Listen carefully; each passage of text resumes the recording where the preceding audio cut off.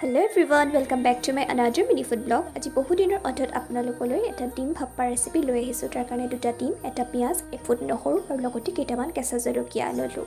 অকণমান সৰিয়হ অলপ সময় মই এটা বাটিত তিয়াই ৰাখিলোঁ আৰু ডিম দুটা ভালদৰে বইল হ'বলৈ দিলোঁ। বইল হোৱাৰ পাছতে মিক্সি গ্ৰাইণ্ডাৰটোত মই এটা পিয়াজ, কেইফুটমান নহৰু আৰু কেইটামান জলকীয়া আৰু যিখিনি সৰিয়হ মই তিয়াই ৰাখিছিলোঁ সেইখিনি ভালদৰে গ্ৰাইণ্ড কৰি ল'লোঁ।